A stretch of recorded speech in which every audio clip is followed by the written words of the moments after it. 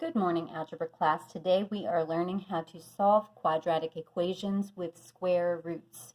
And there are several ways to solve a quadratic equation, and it does depend on what your quadratic equation looks like. So let's first talk a little bit about what a quadratic equation is. First of all, we've been talking about expressions that maybe would look something like this. This is a quadratic expression. Okay, this is a quadratic because it has a power of 2. That's what makes it quadratic. Okay, the highest power is 2 in this expression. Now, it is not an equation because we don't have an equal sign. So if I make this equal, let's say we make it equal to 0 or to y, we have an equation. So if we have something that looks like this, this is not a quadratic equation because it is the highest power of 1. So its highest power is 1. That is linear, not quadratic. If I have something that looks like this, now we are talking again, even though we don't have the other two terms that are the linear term and the constant term, this is still the highest power is 2, and that makes this a quadratic equation as well. And so it's important, first of all, to recognize when we're talking about a quadratic equation. We're talking about something that has a power of 2, its highest power is 2, and when we use square roots to solve an equation like that, we can only use the square roots in specific examples. So let's do a couple of those. So if I have something like this, x squared equals 25. This is a quadratic equation, okay? So this quadratic equation, you already know the answer to, and most of you are going to say 5, right? Because the number that's squared that equals 25 is 5. But there's something important that you have to understand. When we have a square like this equals a perfect square, and we solve it by saying what number that is, what we've actually done is we have taken the square root of both sides. So let me show you what I mean by that. If I take the square root of both sides, then I have x, because the square root of x squared is x, and the square root of 25 is 5. Now, important thing to understand is that we actually have two answers here because -5 also works. Okay? So, really important to understand when we're taking the square root of an equation to solve it, we will have two answers. We will have a positive version of the answer. We will have a negative version of the answer.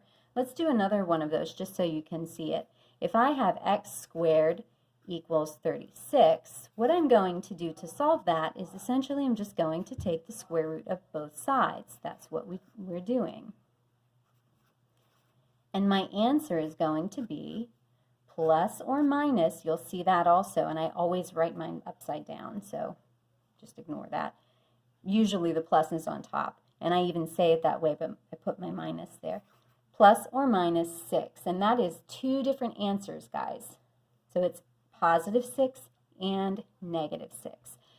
Now, what if I have something that doesn't look like this? Let's say I have something like 2x squared equals 50.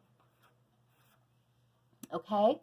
What I want to do is isolate that x squared term by itself, which it is. And then I want the x squared to be by itself. So I want to divide out that coefficient of 2 before I take the square root. So you have to do that. You need to first take that 2 and divide it out, and then take the square root of both sides. We're back to the question we had over here. And that is going to be x is equal to positive or negative 5. Okay? So let's just do a couple more examples of these.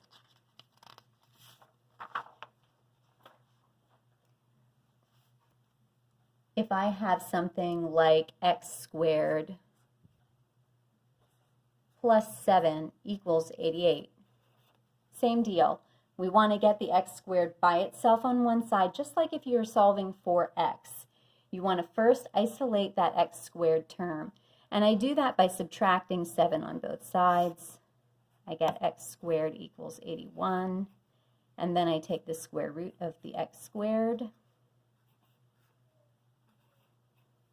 Okay, and I get x equals positive or negative 9.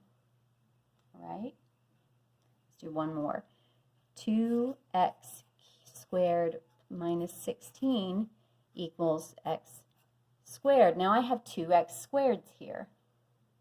Okay, and this is exactly like if you had a 2x over here and an x over here, you would subtract or add to get them together on one side. And so what we're going to do here, first let's move this 16 to the other side so that that's not on the same side as our x squared values. So if we add 16 to both sides, we will get 2x squared on this side equals x squared plus 16.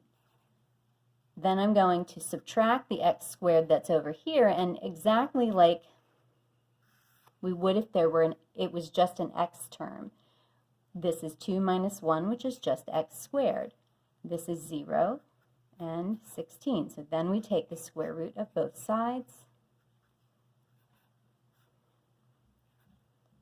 And we get x equals positive or negative. Remember, because if I put a positive 4 in here, it will be true. And if I put a negative 4 in here, it will also be true. Okay? Positive 4 here squared is 16. Negative 4 here squared is also 16. Okay, so that's my answer. And as always, if you have any questions, let me know, and I will see you soon.